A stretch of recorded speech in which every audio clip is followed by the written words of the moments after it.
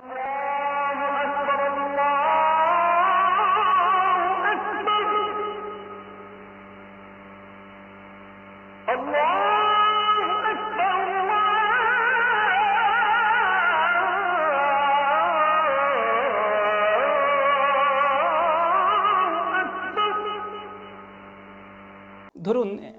একটা ছোট্ট 8 থেকে 10 বছরের একটা ছোট্ট শিশু, সে হঠাৎই 3 দিন ধরে হারিয়ে গেছে বা তাকে খুঁজে পাওয়া যাচ্ছে না। আপনি তার পিতামাতা অনেক চেষ্টা করছেন, খুঁজছেন 3 দিন, আপনি বুঝতে পারছেন আপনি কেমনভাবে খুঁজবেন আপনার যদি সন্তান হারিয়ে যায়।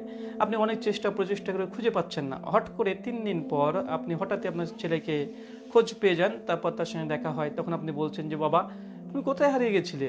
আপনি আদর স্নেহ মানে যুক্ত কণ্ঠে আপনি বলছেন বাবা তুমি কোথায় হারিয়ে গিয়েছিলে, তোমাকে আমি এবং তোমার বাবা অসংখ্যবার খুঁজেছি, খুঁজতে খুঁজতে আমরা ক্লান্ত হয়ে গেছি, কোথায় গিয়েছিলে আমাদেরকে তুমি না বলে। এখন ওই সন্তান তার প্রত্যুত্তরে তার যদি বাবা এবং মাকে যদি বলে যে তোমরা আমাকে কেন খুঁজছো, তুমি জানো না যে আমি মসজিদে ছিলাম বা মন্দিরে ছিলাম বা গির্জায় ছিলাম। এইভাবে যদি তার সন্তান যদি এই উত্তর দেয়, তাহলে এটা কি আপনি কেমনভাবে কোন দৃষ্টিতে দেখবেন? যে তার পিতামাতা 3 দিন ধরে তাকে খুঁজে পাচ্ছে না, হঠাৎই কাউকে না বলে সে যদি মন্দির অথবা মসজিদ বা গির্জায় যদি বসে থাকে এবং তার বাবা মা যখন কৈফিয়ত জারি করছে সেই সময় যদি উদ্ধত্ত কণ্ঠে এমন কথা বলে, আপনি এই সন্তানটিকে কি বলবেন? এটা কি মোটেও ভালো কিছু বলবেন? বা এই ছেলেটার মধ্যে কি ভালো গুণ পাচ্ছেন? যে কোনো কৈফিয়ত ব্যতীতই অহংকার পোষণ করে কথা বলা, এমনকি এটা স্বাভাবিক। স্বাভাবিক যদি কোনো ভদ্র ভালো সন্তান হয় সে তখন ক্ষমা চাইতে পারতো, যে বাবা আমার অন্য হয়েছে, ভুল হয়েছে, আমি নেক্সট এরপরে আমি এমন কিছু করব না, তোমাদেরকে জানিয়ে যাব, এটা বলতো। এটা স্বাভাবিক আমরা যেটা দেখি। আরেকটা উদাহরণ দিই। ধরুন কোনো একজন শিক্ষক প্রাইভেট টিউশনি পড়াচ্ছে, অনেকগুলো ছাত্র তার সামনে বসে আছে। এমতো পরিস্থিতিতে সেই টিউশনি মাস্টারের টিচারের ভাই আর মা একসঙ্গেই তারা এসে তখন ওই দারোয়ানকে বলছে যে আমার ছেলেকে বলো যে তার মা এবং ভাই এসেছে, তার সঙ্গে একটু সাক্ষাৎ করব, একটু প্রয়োজন আছে, কথা বলবো। এখন তার মা এবং ভাই এই মেসেজটা পাঠিয়েছে।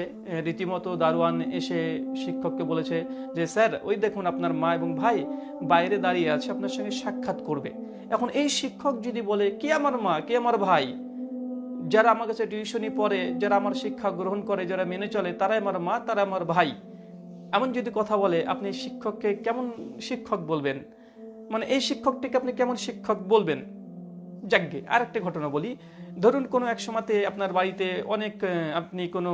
আপনার বাড়িতে অনেকজন মেহমান এসেছে, অতিথি এসেছে। এমতো পরিস্থিতিতে আপনার মা এসে আপনাকে বলছে যে বাবা অনেক তো মেহমান চলে এসেছে, কিন্তু আমার বাড়িতে যে চাল ছিল চাল নেই, তো বাবা তুমি একটা ব্যবস্থা করো। এখন যদি আপনি বা কোনো সন্তান যে তার মাকে বলে যে তোমার সঙ্গে আমার কি সম্পর্ক, তোমার সঙ্গে আমার কি সম্পর্ক, এটা কি কোনো ভদ্র কোনো ছেলের একটা কাজ হতে পারে? কোনোভাবে না। বা অথবা ধরুন আপনার মা আপনাকে বললো যে বাবা বাড়িতে অনেক লোক এসেছে, তো আমাদের তো শরবত ফুরিয়ে গেছে বা আমাদের যে কোল্ড ড্রিঙ্কস ঠান্ডায় জাতীয় জিনিস ফুরিয়ে গেছে, তুমি একটা ব্যবস্থা করো। তো উনি বললেন যে আমাকে এসব বলছে কেন, এই বলে সে কোল্ড ড্রিঙ্কস বাদ দিয়ে মদ নিয়ে চলে আসলো, এনে তার মার হাতে দিয়ে দিচ্ছে মদ, ওয়াইন, মদ নিয়ে সে দিয়ে দিচ্ছে। এই সন্তানকে আপনি কেমন মনে করবেন? এই যে বর্ণনাগুলো বললাম, এই বর্ণনাগুলো যদি কোনো মানুষের জীবনে ঘটে, এই মানুষটিকে আপনি কি বলবেন? তার মার সঙ্গে এরকম অশোভনীয় একটা আচরণ করা, অশালীন বাক্য ব্যবহার করা, এই ছেলেটি কখনো ভালো হতে পারে? জি না, অবশ্যই না। যারা আমরা সুশীল সমাজ, যারা আমরা পরিবার সমাজকে নিয়ে চলাচল করি, আমরা কখনোই গ্রহণ করব না। এই ব্যক্তি যদি ভোটে দাঁড়ায়, আমরা তাকে ভোট দেব না। যে শিক্ষক তার মার সঙ্গে সদ্ব্যবহার করে না, তার মাকে অস্বীকার করে, যেই সন্তান তার মার কাছে ক্ষমা প্রার্থনা করে কৈফিয়ত জারি না করে তাই উদ্ধত্ত কণ্ঠে কথা বলে, মা যদি পানি চায় তাকে মদ এনে দেয়, মাকে বলে যে তোমার সঙ্গে আমার কিসের সম্পর্ক, এই বাক্যগুলো ব্যবহার করে, এই ব্যক্তি যদি আমাদের নেতা হয়, এই ব্যক্তিকে আপনি ভোট দিবেন? আপনারা দিতে পারেন, তবে আমি এই ব্যক্তিকে ভোট দেব না। আমার ভোট এই ব্যক্তি নিঃসন্দেহে হারাবে, আমি তাকে ভোট দেব না।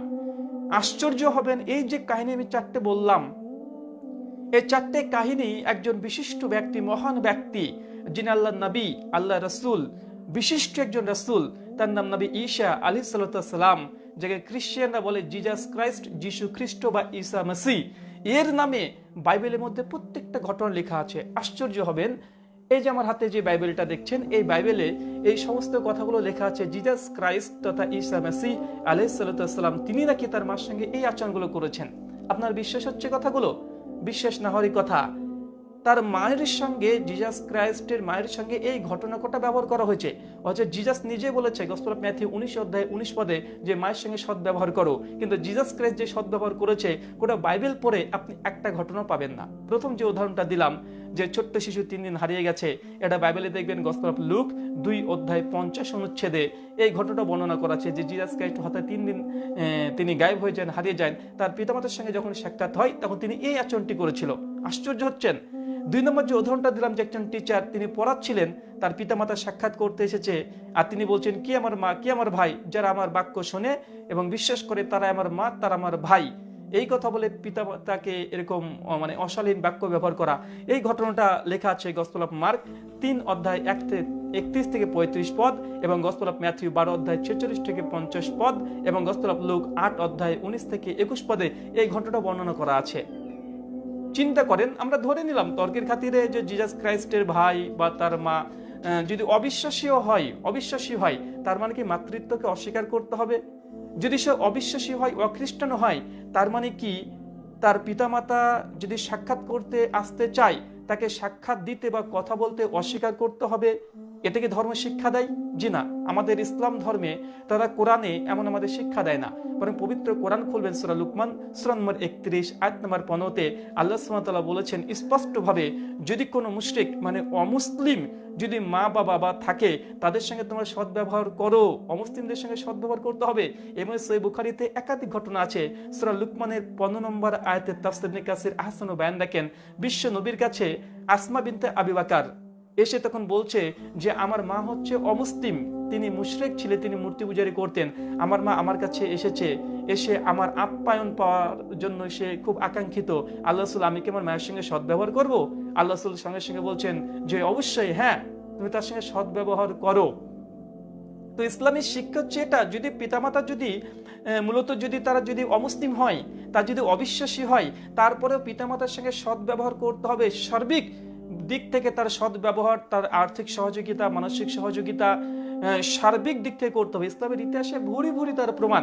কিন্তু জিজাস ক্রাইস্ট তিনি স্পষ্ট হয়ে তার মাকে বলছে কে আমার মা, কে আমার ভাই, যারা আমার বাক্য শোনে তারাই আমার মা, তারা আমার ভাই। জিজাস ক্রাইস্ট এটা বলতে পারতেন যে ও আচ্ছা আমার মা ভাই এসেছে, ওইকে ভেতরে আসতে দাও। তারপর বলতে পারতেন যে আমাদের যে মা এবং ভাইদেরকে তোমরা দেখতে পাচ্ছ, আসলে প্রকৃত মা এবং ভাই তারাই যারা ঈশ্বরের বাক্য মানে এবং ঈশ্বরের বাক্য মতো চলে, এরা হচ্ছে প্রকৃত মা এবং প্রকৃত ভাই এবং প্রকৃত বোন। কিন্তু তিনি না করে প্রথমে ডিনাই করে দিয়েছেন কে আমার মা, কে আমার ভাই।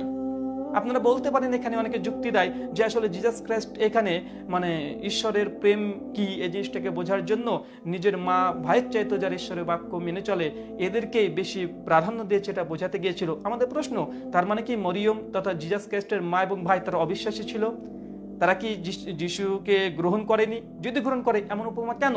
তারপর যদি ধরে নিই যে না, এটা বিশ্বাসীর সঙ্গে অবিশ্বাসীদের একটা কম্পেয়ার করা হয়েছে, মানে কোনটা উত্তম এটাকে কম্পেয়ার করা হয়েছে, এর জন্য একটাকে ডিনাই করে দিয়ে আর একটাকে খাড়া করা হয়েছে। তো আমরা এখানে বলতে পারি, ধরুন আমি একটা বললাম, কোন একজন ব্যক্তি প্রমাণ করলো, কোন একজন বিজ্ঞানী সায়েন্টিস্ট বা ফুড বিশেষজ্ঞ একটা মানে প্রমাণ করলো যে আপেল এই ফলটা মূলত পেয়ারার চাইতে বেশি পুষ্টিকর বা ভালো, আপেল ফলটা পেয়ারের চাইতে উত্তম ভালো সব দিক থেকে। তার মানে কি এই পেয়ারার গুণাবলীকে অস্বীকার করতে হবে? জি না।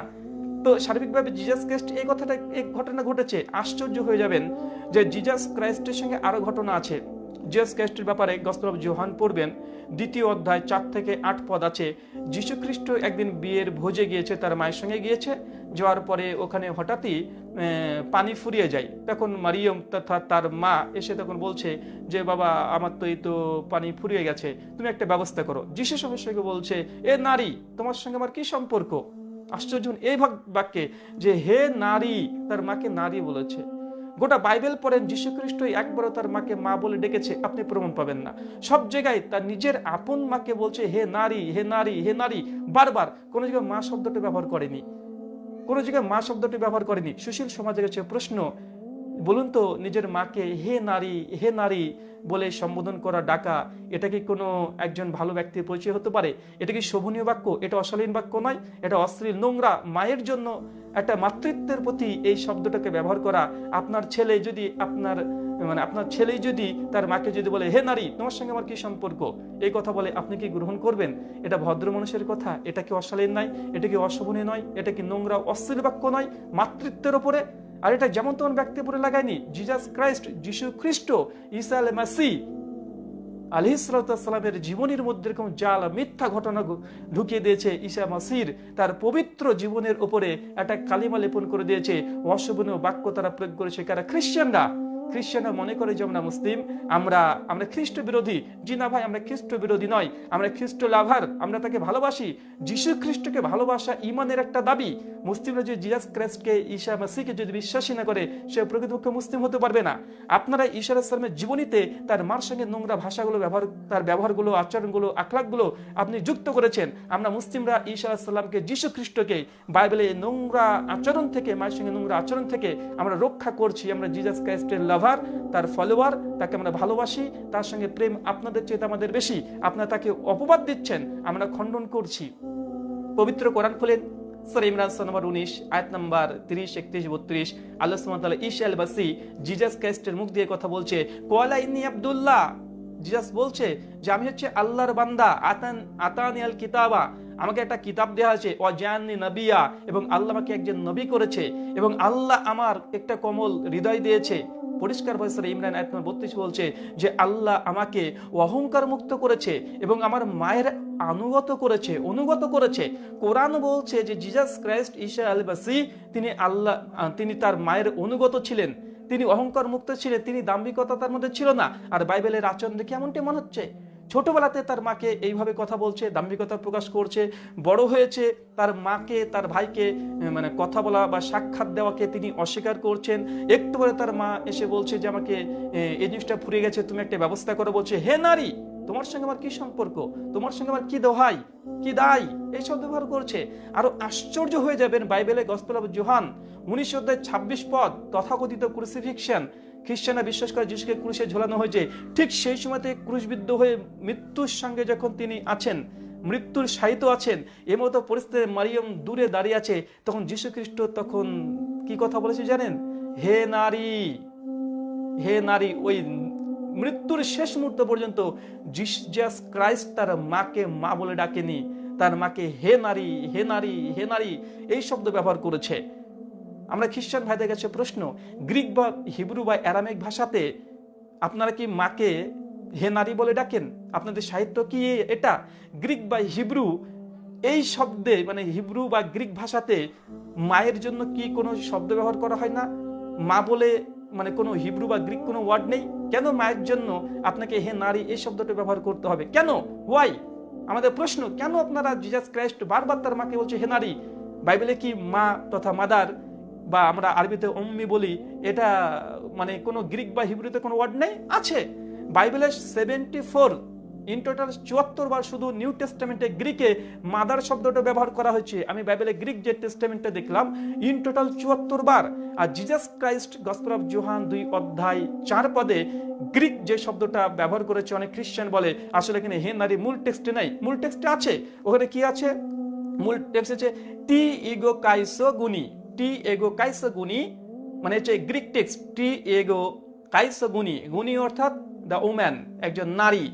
এই নারী শব্দটা ব্যবহার করা হয়েছে জিসাস ক্রাইস্টের মায়ের জন্য গুনি। আর মাদার শব্দের জন্য বাইবেলে মিটেরা এই শব্দ মানে গ্রিকে মিটেরা মানে মাদার বা মা। এই মিটেরা শব্দটা বাইবেলে কমপক্ষে 100 বারের উপরে নিউ টেস্টামেন্টে আছে। অনেক জায়গাতে মায়ের কথা বলা হয়েছে, কিন্তু যিশু নিজের মায়ের জন্য মা শব্দটা ব্যবহার করেনি। তিনি এই কাইসা গুনি, মানে কাইসা গুনি, হে নারী, হে নারী, হে নারী তোমার সঙ্গে কি সম্পর্ক, এই কথা বলেছে। আশ্চর্য হচ্ছেন?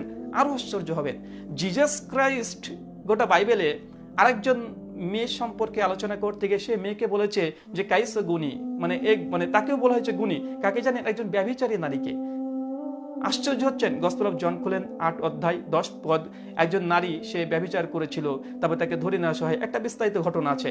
তারপর মানুষকে তারপরে উদ্ধত্ত হয় যে তাকে পাথর মেরে হত্যা করতে হবে। যীশু খ্রিস্ট তখন সে মেয়েকে বলল, হে নারী তুমি আর কখনো পাপ করো না। এখানেও এই গুণী শব্দটা ব্যবহার করেছে মূল টেক্সটে। এখানে দা উম্যান, এখানেও বলা হয়েছে হে নারী।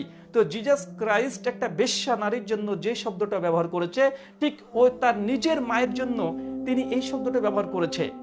এখানে একটা জিনিস ফোকাস করে দিই, ইহুদিদের একটা অভিযোগ ছিল মারিয়ামের প্রতি, মানে জিসাস খ্রিস্টের মায়ের প্রতি, যে তিনি যেহেতু বিবাহ করেছিলেন না, তার জন্য তাকে তারা একটা অপবাদ দিত যে এই মারিয়ম মনে হয় সে ব্যভিচার করে যীশু খ্রিস্টকে জন্ম দিয়েছে।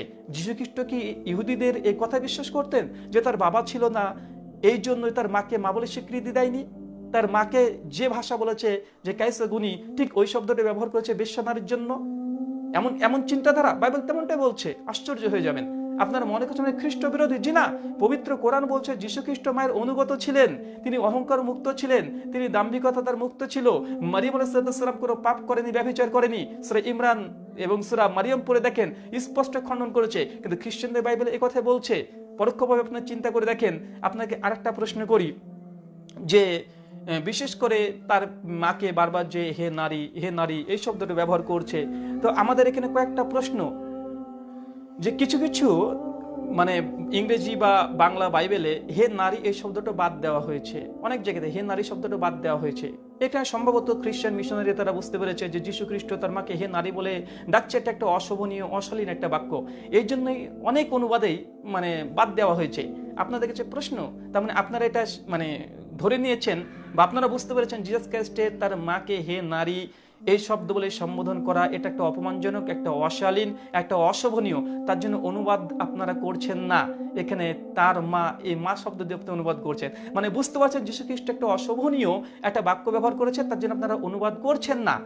আমাদের প্রশ্ন, জিসাস খ্রিস্টের কোন মুখের বাক্যকে যেটা নিজেই বলেছে এটাকে গোপন করা, অনুবাদ না করে ছুপিয়ে দিয়ে অন্য অনুবাদ ট্রান্সলেশন করে দেওয়া, এটা কি বিশ্বাসের সঙ্গে, মানে আপনাদের ধর্মীয় বিশ্বাসের সঙ্গে এটা গ্রহণযোগ্যতা পাই? এটা কি গ্রহণযোগ্যতা পাই? অবশ্যই এটা গ্রহণযোগ্যতা পায় না। বরং ধর্মীয় বিশ্বাসের দাবি এটাই, যেমন মূল ওয়ার্ড আছে সেটাকে হুবহু অনুবাদ করে দেওয়া। কিন্তু আপনারা করছেন না কেন? কারণ আপনারা বুঝতে পারছেন জিসাস খ্রিস্টের নামে যে কথাটা ব্যবহার করা হয়েছে এটা তার মাতৃত্বের উপরে অস্বীকার, মাতৃত্বের উপরে কলঙ্ক লেপন করা এবং অশালীন, নোংরা, অশ্লীল ভাষা বাইবেলে ব্যবহার করা হয়েছে, তার জন্য আপনারা অনুবাদ করছেন না। আপনারা এই হে নারী, এই কাইসাগুনি, এটার অনুবাদ বাংলা বা ইংরেজিতে অনেক জায়গাতে করেননি। তার মানে আপনারা অনুবাদের মধ্যে কারচুপি করছেন বা কিছু অংশ ঢোকাচ্ছেন, কিছু অংশ বের করে দিচ্ছেন। ওখানে মাদার শব্দটা ঢুকে দিয়েছেন, যে যিশু তার মাকে বলছে হে মা, তোমার সঙ্গে কি সম্পর্ক? জি না, মাদার শব্দ নেই, মাদার শব্দ এখানে নেই। তার মানে আপনারা বাইবেলের মধ্যে কিছু অংশ জোর করে ঢুকিয়ে দিচ্ছেন। বাইবেলের মধ্যে বা ঈশ্বরের বাক্যের সঙ্গে নতুন কোনো শব্দ প্রবেশ করে দেওয়া বা অনুবাদ ঢুকে দেওয়া, এটাকে খ্রিস্ট বিশ্বাসীদের জন্য একটা গ্রহণযোগ্য উত্তর না। কেন?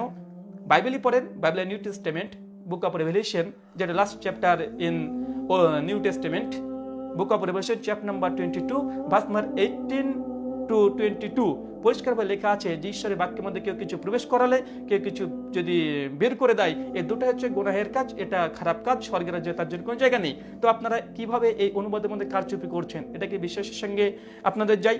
আরো কিছু কথা আছে।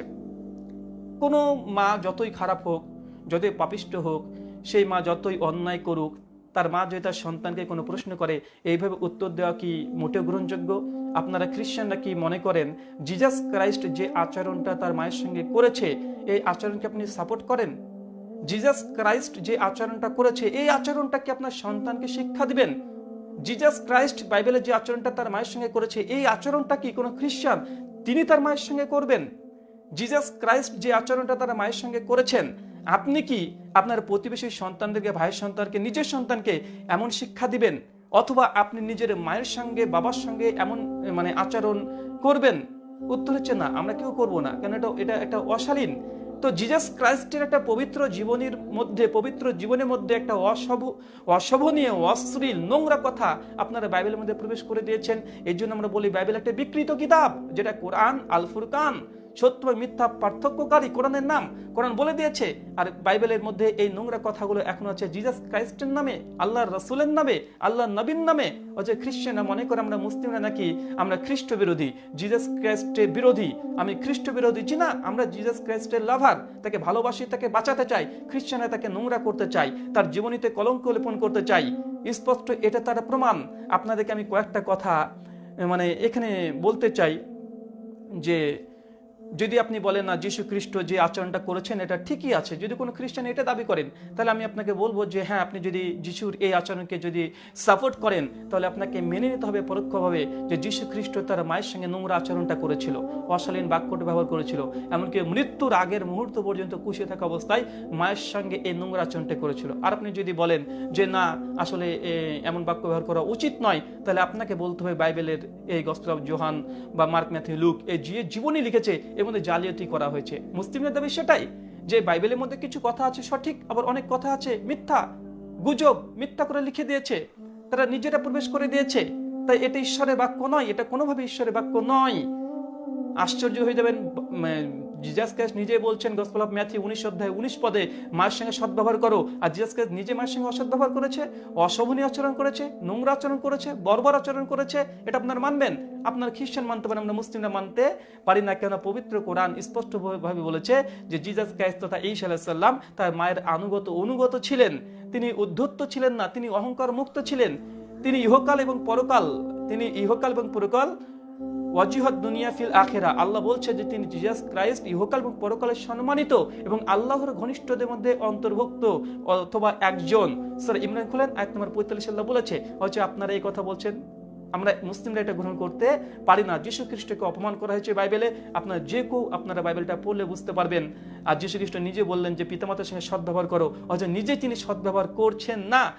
বাইবেল পড়বেন, গসপেল অফ ম্যাথিউ 23 অধ্যায় 3 পদ। যীশু খ্রিস্ট ইহুদিদের উদ্দেশ্যে একটা কথা বলেছিলেন তার শিষ্যদেরকে, যে ইহুদিরা যারা আছে, যারা ফরসি আছে, এই ফরসি বা ইহুদিরা যে আদেশ করে, যে হুকুম করে, শিষ্যদেরকে বলছে তোমরা সেটা গ্রহণ করো। কিন্তু ইহুদিরা যে কাজটা করে, যে কর্মটা করে, এটাকে তোমরা গ্রহণ করবে না। কেননা তারা যেটা বলে সেটা ঠিক বলে, কিন্তু যেটা করে সেটা ভুল করে। এই জন্য ইহুদিদেরকে বলেছে ভণ্ড। মানে তারা বলবে ঠিক, কিন্তু নিজে করবে না। মানুষকে সৎ উপদেশ দিবে, কিন্তু নিজে সেই সৎ উপদেশ আমল করবে না। গসপেল অফ ম্যাথিউ 23 অধ্যায় 3 পদে এই কথা জিসাস বলেছে যে ইহুদিদেরকে তাদের কর্মটাকে মানা যাবে না। কেন? কারণ হচ্ছে এটা জিসাস ক্রাইস্টের আর্গুমেন্ট, যুক্তি, যে ইহুদিরা যে কথা বলে এটা ঠিক, কিন্তু কর্মে তারা উল্টো করে।